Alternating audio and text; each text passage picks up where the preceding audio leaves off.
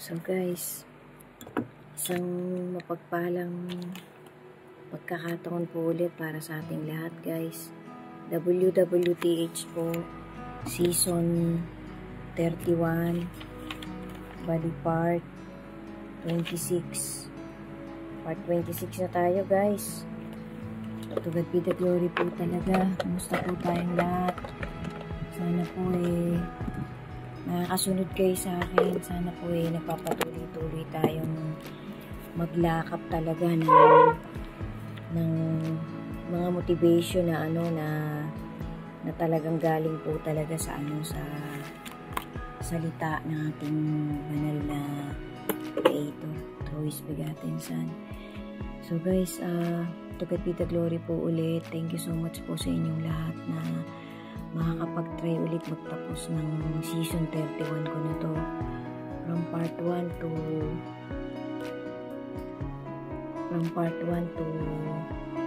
final part. So guys, Isaiah 46 verse 9 to 10. It is stated that Prophet Isaiah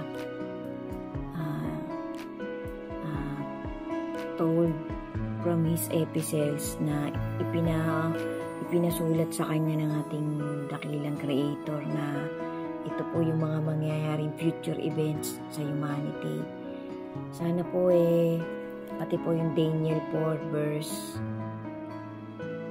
Daniel 12 pala, verse 4. Yun po yung mga nagpapatunay na na talagang noong unang panahon pa well anyway, nasabi ko na po ito sa mga past part nitong nitong season ko na to. Nandiyan na po yan, daanan nyo na lang po yung profile ko. Sana po talaga nakakasunod po kayo sa akin guys. Sabi po nung isang pastor na sinusubaybayan ko,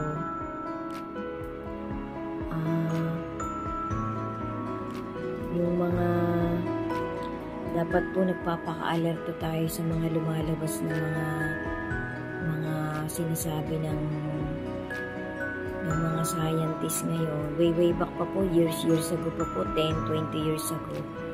Marami po silang nahuhukay ngayon na artifacts guys na talagang nag-i-imply po yung mga artifacts na yan, yung mga evidences na yan na nakikita nila ngayon 5 years, 10 years ago, less than 20 years ago. Yan po yung mga nakasulat sa mga lumang Old Testament ng love letter ng ating Creator.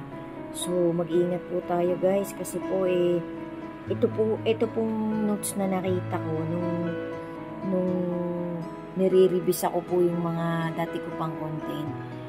Nakita ko po dito sa notes ko guys na nung po palang 2018 yan pong nangyayari sa Japan marami po pala dyan nagbebenta na talaga ng mga lupa't bahay nila. Tapos napansin po nila mga less than 10 years ago to 5 years ago maximum. Yung population po sa Japan hindi na po nadadagdagan. Parang hindi na po nag-aanak yung mga tao dyan.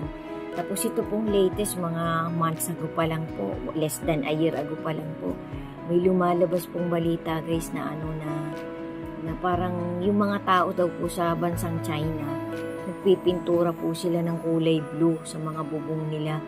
May something po sa color blue. So, ako po kasi parang hindi ko po kaya ding i-explain kung bakit nila ginagawa yan pero meron po sa kanilang nag-uutos na pinturahan nila ng kulay blue yung mga bubong nila. Ewan ko po kung bakit, pero sabi po nila parang daw po yan parang panlaban daw po yan sa mangyayaring 3 days of darkness. Para po sa akin parang hindi ko maintindihan kung saan sila nagbabase kasi ako para po sa akin kahit po namang yung mga siguro matagal-tagal na rin po na siguro bago pa po ako magkaroon talaga ng cancer, naririnig ko na po na pagka daw po talaga nagkaroon ng darkness days kahit ano pong ilaw hindi magliliwanag so hindi po natin malaman guys kung yan totoo, pero magkakaroon po talaga ng days of darkness. Hindi po yan Hindi po yan pwede nating pasubalian, pero nakasulat din po yan sa love letter ng ating Panginoon. So, yan po ay ako para po sa akin, yung days of darkness po, palatandaan po yan ng tribulation, ng climax ng tribulation. Pero sabi po, yung mga lumalabas pong sinasabi ng mga marami ng mga parang mga commentator ng social media, sabi po nila dapat talaga maganda tayo nung magiging source ng kuryente natin, ng pagkukuna natin ng pag nangyari yan. Kasi kung halimbawa po talaga namang mangyayari yan, hindi lang po natin talaga masasabi kung kailan. Meron po tayo talagang mga stock dapat na canned foods, tapos maraming tubig. Tapos dapat po kahit papano yung tinitirikan natin bahay medyo matibay.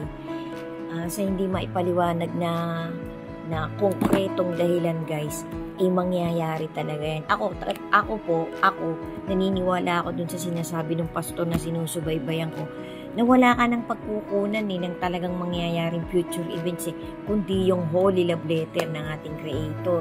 Ini-enhance lang po, dagdag bawas po yung nangyayaring mga bali-balita na sinasabi ng mga taong, kumbaga sa kasi nga po patalino ang tao Well, anyway, dapat po talaga paghahandaan natin yan, guys, kasi yan po hindi malayong mangyari. So, pero ako para sa akin, ang immediate po talagang mangyayari yung rapture yung harpacho Kailangan po, guys, sa mga panahong ito, sabi nga nung pastor na sinusubaybayan ko, pati ng mga evangelist na tapat at totoo na buhay pa sa panahon natin, yung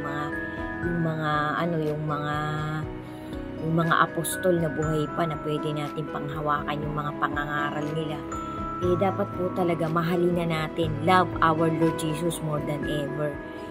Isabuhay na natin yung mga doktrinang iniwan niya, yung mga teaching na iniwan ng ating Lord Jesus, na inihabilin niya sa kanyang mga followers, sa kanyang mga huling apostol. So, yan po ang, para po sa akin, yan yung pinakamatibay na dapat natin panghawakan, yung salita talaga ng ating Lord Jesus. Yan po ang matindi nating panlaban at yung taimtim nating panalangin at paghingi sa Kanya ng guidance sa araw-araw na tayo po'y nakikipaglaban pa sa mundong ito. Sa kung nasaang lupalop man tayo, kung saan man makakarating tong content ko na to, kung sino ka mang makakakita ng content ko na to, labanan natin lahat ng uri ng materialism, deception, apostasy, at itatag na natin ang sarili natin na dapat talaga tayong humingi ng lakas, ng matitibay na doktrinang galing talaga sa ating Lord Jesus, sa ating Creator. Huwag na po natin baliwalain yung kanyang banal na salita. Ipakita na po natin sa ating Panginoon na tayo ay nagpapasakop sa kanilang dalawa, na tayo ay nagsisikap tumupad ng mga itinatagubili ng kanyang bugtong na anak. Kasi yan po ang magliligtas sa atin, guys. Wala na pong iba. Yung faith natin, patatagin natin. Huwag tayong basta-basta maniniwala kapag may nangyari ng mga kung ano-anong palatandaan ng tribulation. Huwag po tayong basta-basta maniniwala. Sabi nga po, kapag nag-umpisa ng mangyari yung harpacho, kung nasa bubong ka na kay Mateo po yan, na kay Lucas, na kay Mark, na kay Galatian, itong mga sinasabi ko na to. Kung ikaw ay nasa bukid, huwag ka nang magmadaling tumakbo para bumalik sa bahay mo. Mag-pray ka na lang kung nasaan ka. Tapos kung nasa bubong ka ng bahay mo, huwag ka nang bumaba kapag nararamdaman mo nang may kakaibang nangyayari sa paligid mo. Kasi nga po, yan po ay bigla na lang mangyayari, guys. Biglang-bigla na lang pong mangyayari yan. Kaya maging alerto po tayo. In as much as possible, guys, sa mga content ko, nilalagay ko yung be alert, be focused, be vigilant. Kasi nga po, sabi nga po nung binitawan nung isang evangelist na nandito sa ating bansa na pinagpahinga na ng ating Panginoon, tulog na po siya. Naghihintay na lang po siya ng verdict ng ating Creator. Magkumapit na tayo sa salita ng ating Panginoon. Abangan na natin yung mangyayaring harpacho, kasi yan po yung immediate na nakaabang na mangyayari bago mag-umpisa yung climax ng tribulation. Sana, guys, nakakasabay po kayo sa akin sa mga content na ginagawa kong ganito. Sundan nyo pa po. To God be the glory po. Be vigilant, be alert, and have a strong faith to our Creator.